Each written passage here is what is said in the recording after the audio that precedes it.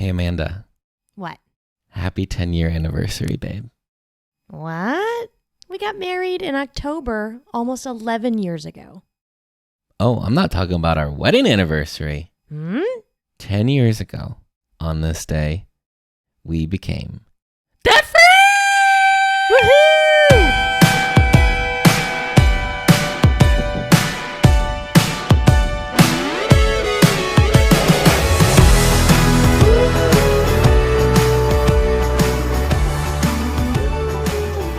Good Steward Workshop is live August 18 to 29. Grab your spot today at goodstewardworkshop.com. I get it. Times are a little crazy right now. There's record inflation, soaring prices, and a supply chain that just constantly seems to be breaking down. It's harder than ever to provide for our families, help those in need, and build the kingdom of God. How are we to be good stewards of the gifts God's given us in such turbulent times? And what is a good steward anyway? Join us for the Good Steward Workshop and discover how to open up your heart and finances to God and be wise as serpents and innocent as doves when it comes to handling money.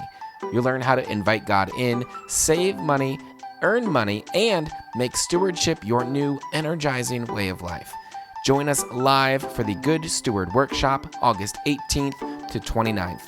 You can grab your spot today for free at goodstewardworkshop.com. 10 years. Can you believe it? A whole decade. 10 years ago, we metaphorically wrote our last check to Sally Mae. Clicked the last button. Yeah, to Sally it was Mae. more like a virtual payment followed with a payment confirmation screen that I think that in somewhere, in the archives of who knows, photos, whatever, there's probably a screenshot of the final payment that we made that day. Yeah. And it felt good. It felt really good. And so it's a good anniversary to celebrate. We celebrate every year with debt-free donuts. But, I mean, this is the 10-year mark. So I thought... We're going to ramp this up, ramp the celebration up. Yeah, I thought we could do an episode today to just talk about the whole thing. So how we got in that spot to begin with of the debt, how we got out, what happened on that day. Yeah. And then we can talk about what's happened since then.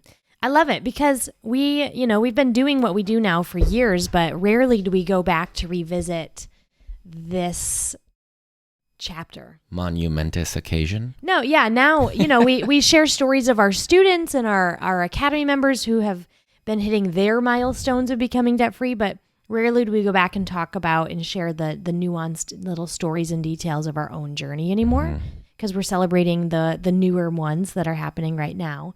So this will be fun. It'll be a trip down memory lane and also hopefully being a source of encouragement and inspiration of those of you who are wanting to gain control of your money and evict debt as well. Yep. And to do that, we have to start with the nitty-gritty skeleton in the closet. Ooh, I don't want to talk about this. Details of how we got into debt. We did. You want to go first? Because we got into debt separately. Yes. Before we were obviously, because we didn't even know each other. Yeah, well, other people, it's afterwards. Sure. So, both of us took on, and we don't need to get into the super, super details, but both of us took on some student loans that were basically avoidable. Tell me why yours were avoidable. Mine were avoidable because if I was only paying half of college, and if I had just had a summer job combined with a job during the school year, I was only paying room and board. I absolutely could have cash flowed that if I had just gotten a job. And you had your 5th year. And, oh man, that's a pain. At the time I was in school, nursing majors had to do either 4.5 years or 5 years. There was no 4-year program. They've now switched that since. It felt like everybody was starting to do a 5th year at some point, which was another just kind of getcha way to... You had a whole semester. Milk it out. Yeah, I had a whole semester of like fluff classes. Yep. So... We paid for those. You didn't. My parents paid for those. Yeah. They were doing tuition. I feel horrible. But I easily could have cash flowed my room and board if I'd been more intentional. All right. And then mine. Yeah. My parents, I don't know all the details, but I think they did actually a pretty good job saving up for paying for my college. Mm-hmm. And they even told you that if you went to a particular... Well, they said because there was so much saved up. Mm-hmm. And in Pennsylvania, I think most of the state schools were pretty cheap for in-state. They're like, if you end up going to one of these state schools, there'll be enough left over. We'll get you a car. What? Jonathan, I've never known that detail. I remember where they told me it was in the parking lot of the grocery store. Dirty dog. Oh my word. I didn't have a deal like that. Wow. And you still willingly blew that off. You looked a gift horse in the mouth. A gift car in the grill. Yep. So the state school, I was a dumb teenager. I didn't want to go to the school my parents went to. And for no good reason. All of the other ones, like I wanted to go to a bigger school. I thought I wanted something kind of cool and exciting. I wanted to get away from where anybody else in high school was going to be going. You were, and if I would have gone totally to one of the this cooler teenage version of Jonathan, state schools like Penn State or Temple, they were just as expensive of where I ended up going. They were like a different tier or something like that. So that car would have driven away anyway if I would have gone there. Mm-hmm. So I ended up going to a school in Virginia for a year, and then I transferred to school in New York State, which again, still paying out-of-state tuition. Right.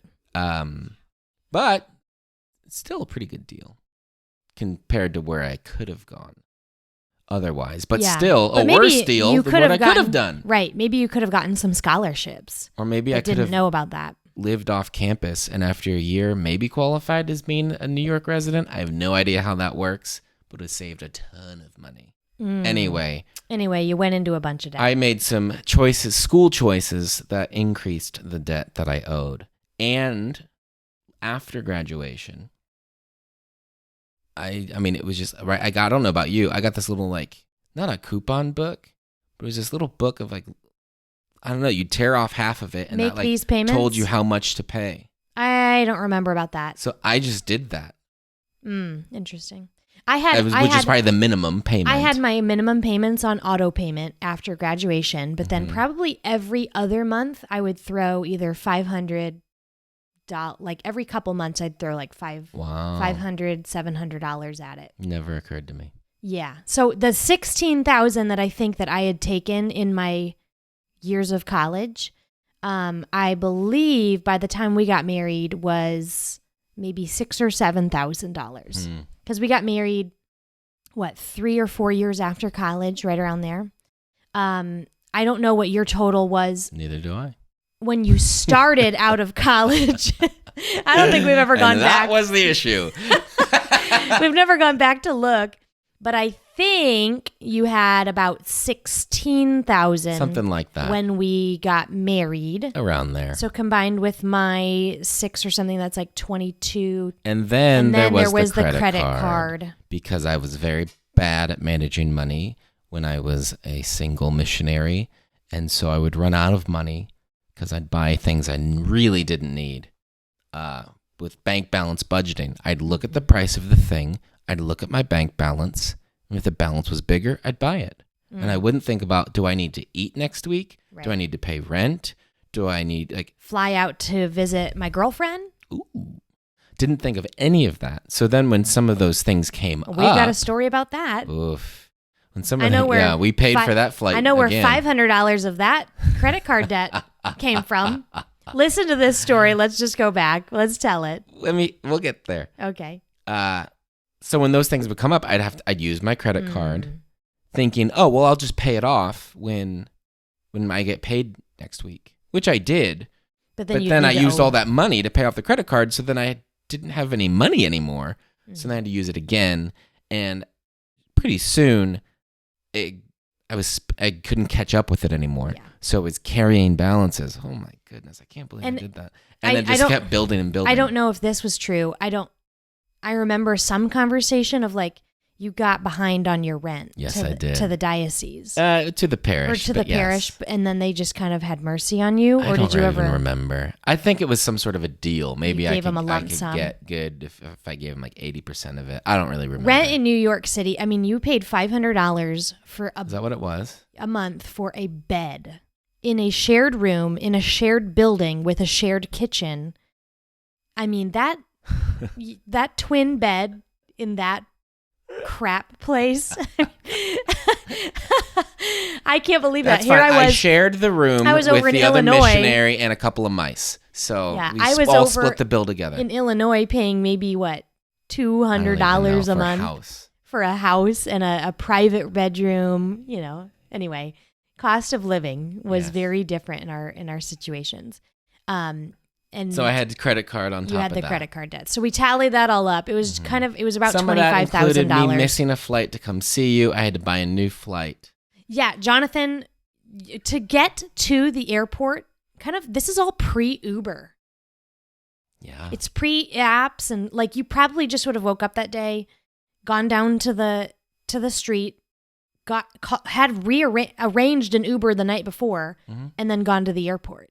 Probably. But at this time, before that, this is what? It was a taxi. 2008. No, 10. 2010, I had to take a taxi or to the bus. The subway. No, you could take the taxi all the way Subway in. To the bus. Or subway to a bus to the airport.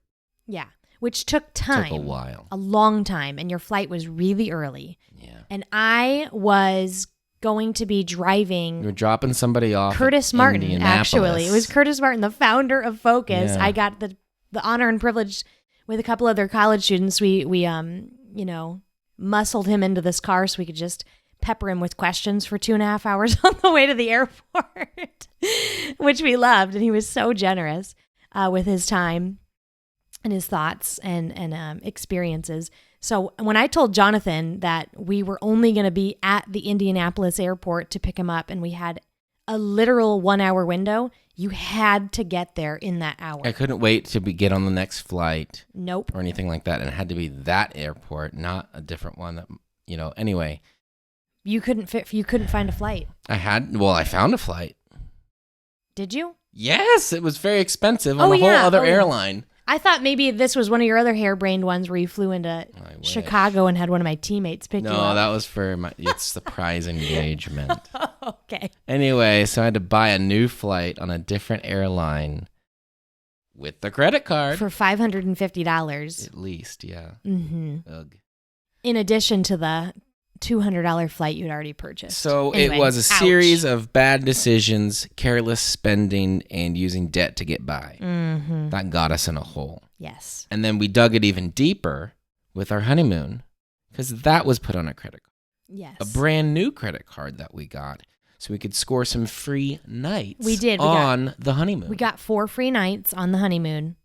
But then, we kind of, in the whole whirlwind of the wedding, forgot we'd even done that. And then I got an email on the honeymoon that this bill was due.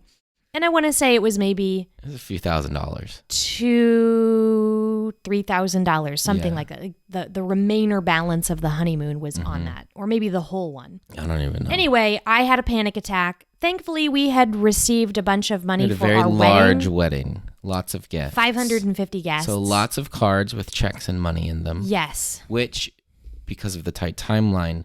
Your parents had to go deposit for us. Yes. So that we had money in the bank account to pay this bill. Mm-hmm. But we did. We got it paid off. So by the time we got home, that one was taken care of. And now we just had $25,000 in debt between the student loans and the credit cards. And we only had a take-home pay of about $35,000. Yes. And that was the genesis of our first money fight on the honeymoon. And when we got back, we thought, this is bunk. I don't want to keep doing this the rest of our life. Right. It just felt like, this is not what we signed up for. Just to have I don't want to be fighting tension all the time. And money fights and disagreements. And, we already knew we had some differences about how we viewed money from growing up. And We just wanted to get on the same page with it and have this not be a thing. We knew it was one of the top causes of unhappiness in relationships, if not separation and divorce. So it just made sense that we got really intentional with it. And so we decided, okay, let's go after this. Let's figure this out. And so we learned how to budget, started budgeting, and then we came up with a stretch goal. I'll say this. You decided. I decided to do this. You drug your feet and a little bit. You decided to go learn about it and get some. And I thought, we got this. I got this. I'm the man of the family. I'll figure this out, which is crazy. What other it was area my of your life? scheming Yeah. and my behavior and my decisions that dug the hole. Mm-hmm. And so I'm going to be the genius to get me out because I'm so smart. If I was so smart, I wouldn't be in the hole. Yes. It took a little bit of I don't know. I wasn't against it, but I was just kind of like, nah. I will say a lot of people tend to have that mental block of they know they're in a financial mess, but instead of turning to an outside resource or, joining a program or getting a book, they just think, oh, I can just do one or two things different and we'll be good. And it just oftentimes doesn't work that way. What area of life do we suddenly become the expert or transform ourselves without really learning from others or walking with a community? It's just almost impossible for us to pull yourselves up by your bootstraps and suddenly begin transforming some area of your life. It's just really rare to do that. And so once I realized that was crazy, I was on board pretty easy. You were more open. And I think you read a couple of books or listened to, some podcast episodes that I wanted you to listen to. And it changed your mindset. Yeah, that was like, all right, let's do this. And then we invested in the YNAB budgeting software that was really new at the time. And so we made those moves and really started to see progress happening. And I want to say it was by May of 2012. We were officially 5 budgets in. Well, you talk about our stretch goal that we made. Yeah, we made a stretch goal to get out of debt in 1 year, which was impossible if you looked at the hard math when we began the journey. But we have always been of this mindset of, okay, it looks impossible, but how could we make it happen? And maybe that's just our personalities. Maybe it comes from a little bit of our faith. As Catholics, what do we know about God? He's always striking water out of a rock. He's parting seas. Elderly people are conceiving children. I mean, he is the God of wonders and miracles. And so I think maybe that just opens our mind to expect something more than just meets the eye. And so we were ready for that, but also willing to do everything we could in our power. But we knew that if we pushed ourselves and learned what we could, but also trusted and asked God to help us, we went ahead and slapped that stretch goal on a 1-year time frame, knowing that we were waiting kind of for him to act. And so by May, also knowing like if we're trying to make this and it's a little bit crazy, well then we're actually going to try. Instead of like, okay, well, if we do the math, we could comfortably figure this out in 19 months. Yeah. And it'll probably take 19 months. Was this around the time of even if we were really going after and like trying to hit it in 12, maybe we squeak it out in 14, which is going to be a lot better than 19 or 21 or whatever it could have been if we did it kind of easily and not crazy. Yeah, I think that what I was going to ask you, sorry to interrupt you there, was I think this was around the time where the BHAG was popularized, the big, hairy, audacious goal.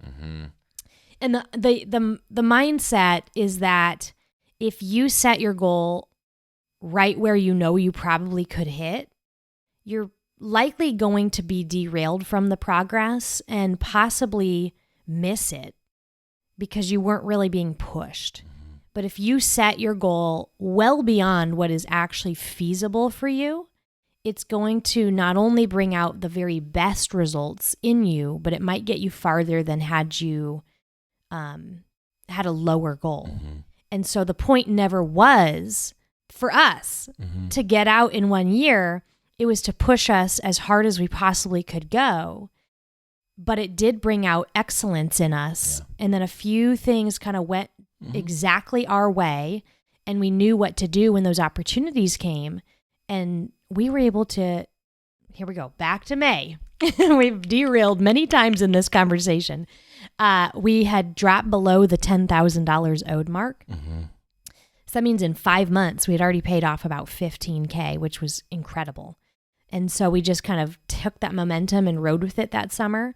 And August 15th, 2012, 7.5 months into the journey, we closed the doors on debt. So we did all of that in just over 7 months' time. Yeah. And our stretch goal was 1 year. So we blew it out of the water, again, because we worked on getting some raises. We worked on selling a bunch of stuff from our home because we were moving cross country that summer. So there were just like 1 or 2 things that kind of just lined up. We lived with our parents during that summer, so we never had rent. There were a couple of good breaks that we got that allowed us to go ahead and be clear on what we wanted to do. And if we didn't have that clarity and we didn't have that goal, we easily could have missed so many We would opportunities have wasted that so summer. many of the chances that were given to us. Oh yeah, absolutely. And so I'm just really proud that we had set that goal, and then it directed all of our energy and efforts during that year. So it was exciting. I want to talk about that day. Yeah. That day, 10 years ago. Golly, I mean, almost exactly probably when we were recording here. It was probably about this time of day. Yeah, probably. And kind of, we were looking, because we were doing our budget. We were, half a month ahead with our money. Right, and we used to get paid on the 1st and the 15th. Exactly. So, and then that money, what we got paid on the 15th, we would just not touch. And then once we got paid on the 1st, bada boom, that was the money we would use for that month. Right. And so we knew what was coming in on the 15th. And I think this was your idea. And it was money for September. Yeah, it was like this money this money's going to go towards the budget in September. We know that whatever was left, I don't even know how much the last payment was. Let's just say it's $500. It's probably $1,000. I don't know. It was over $1,000. So let's just say $1,000. We know this $1,000 of this is going to go to pay off the rest of the debt. So we have the money now. We know that's what it's going to be set aside for. We're being charged interest. Why keep it on the shelf for 2 weeks? Yep. And then send it? We could be debt free today. Yes. And I was like, I'm in some parts of my life, I'm not a rule follower at all. And then in some other ones, oh, please. Yes, I'm a rule follower. Mm-hmm. And in this one, certainly then I was like, nope, the way we do it, we save the money, then we have the money, then we use the money. But I went with you this time. You went with me. Because I was so excited to get out of debt. This is the thing we had been pushing for and striving for and say no to other things for, so we could say yes to this and everything that came after it. So we went for it. I even think that I think it might have been even a couple $1,000s. It was a bit just of a stretch, looking back, huh? It was like, oh, okay. September's going to be a little tight. September, if we commit to this, we can either become debt-free in October, or it was one of those, like, we could kind of siphon money off of all these other September budget categories and just basically eat and have a roof over our head and be grateful for everything else, but that's it. You know, that was our life in September. Yeah. Let's just go play in the mountains because we lived in Colorado. Mm-hmm. We'll just go find free fun nonstop. And that is exactly what we did. But we were debt free. Yep. And then, And then we had an opportunity like shortly after this to sign up to go to a really good deal of a trip to Rome. That's true. So not only were we debt free here, but then after that, in September and October, we used the money we would have been paying towards debt for this celebratory trip over to Rome. That's right. That we got for a super great deal. Yeah. So it was very providential that it all came together as it did that day. We didn't have any money left in the bank account, so we wanted to celebrate at least, and we had our emergency savings. Sure, but not money that we wanted to touch for just buying anything celebratory. And so we made donuts that day. Debt-free donuts. That's what we called them, debt-free donuts. And they were great. Very good. They were great. And then I don't think we bought anything else for like 3 or 4 weeks, which would be a whole lot harder now at this stage in our life with 3 kids. But I'm just so thankful that we had that opportunity to do it then when we could essentially still live like we were college students and didn't have a lot of obligations. Yeah. So that's how we got out. That was the day. And then every year on that anniversary, I don't know if it's happened every year. Maybe right in the early years, we almost didn't realize how big of a deal this was to us.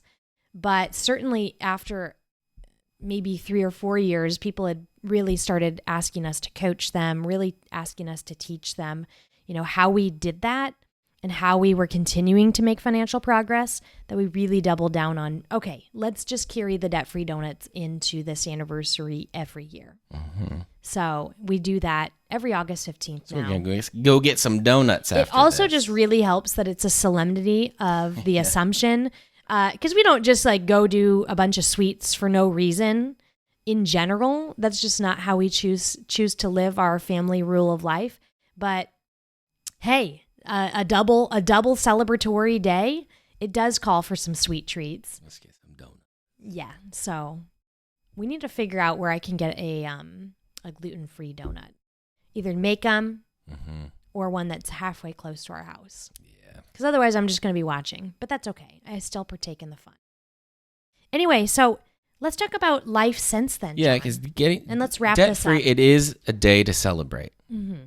You got to have your debt-free donuts.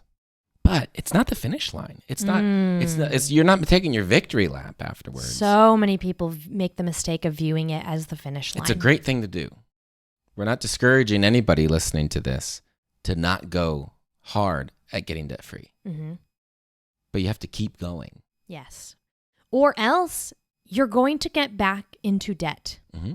A lot of people make the mistake of not pursuing as zealously their full rainy day fund after becoming debt-free. They never get it established. Heck, they might even whittle it down. And then life is going to eventually happen. And what do you know? They don't have enough saved for the hot water heater that blew out. Or they don't have enough saved for that next vehicle. So they have to sign up for car payments. Mm-hmm. And that it just slowly can kind of happen again. And we meet people that have kind of been, it's like weight loss, right? It's just the yo-yo, up and down, up and down, up and down, because you have not built in automated savings and just kind of figured out how to never go back to debt, if that makes sense. And so that we have kind of taught people how to make sure you do that. We have built and whittled away our emergency fund many times over since that time. And then even as entrepreneurs, times that by 10. It's just the seasons of unknown. It's been built, it's been drained, it's been built, it's been drained. And then add a couple adoptions. And that's the ultimate full rainy day fund drainer. Willingly, we willingly do that. But then beyond that, making sure you're putting aside money for the future. If there's going to be a time in your life where you're not going to be wanting to necessarily work every single day, maybe at a W-2 job, or you'd like to slow down, maybe you're a business owner and you want to spend a good portion of your older years as an adult just kind of investing your time in making disciples or leading small groups or going on mission trips. Well, you need to be putting aside money so that you can actually invest for the future. So you have kind of a paycheck you can now give yourself because you set aside money in investments. Mm-hmm. The reason we were so upset about being in debt is because the money would come in every month. And already the decisions were made on where it would go. And we knew the rest, if we kept in this minimum payments on this so much for the rest of our lives, we wouldn't have the opportunity to actually make a choice and choose what we wanted to do. Right? So a bunch of our options would just be off the table because that money is already It's spoken for. Yep. So we got out of debt, and now we've had, the money's not tied up in our past decisions anymore.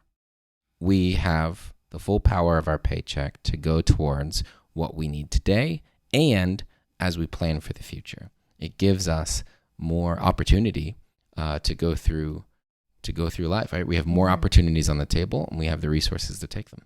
Yep. And you know what? All of this kind of plays into being a good steward. A good steward is going to look at debt that is just a drain. It's just hogging your income, and maybe it's on lifestyle things that are just going down in value. There are differences between, look at maybe a mortgage versus credit card. We can look at those two things and understand that they're different. We can look at, we can know that 90% of the debt products that are pushed on us as Americans are crappy, non-good. Okay, that's not a word. They're poor stewardship. Mm-hmm. They're poor stewardship, and they are not levers to be pulled. And so we want to help you become a good steward.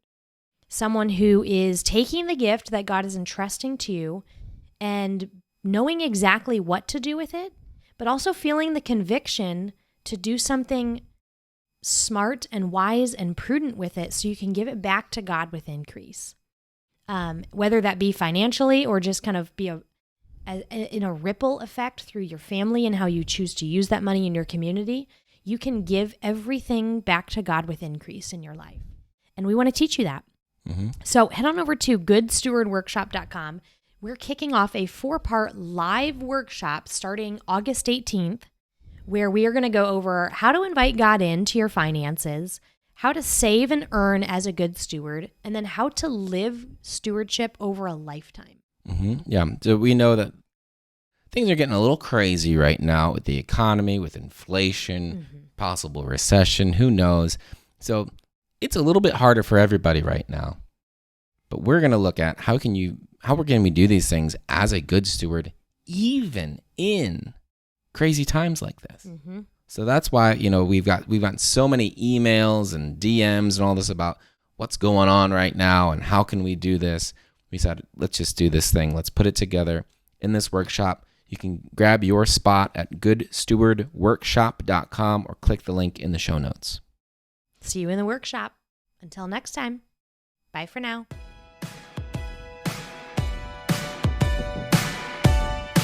Thanks for joining us today. You can learn more about this show and the WalletWin program at WalletWin.com. Music in this episode's from Dylan Gardner. Listen to his new album, Almost Real, on iTunes, Spotify, or wherever you get your music. See you next week.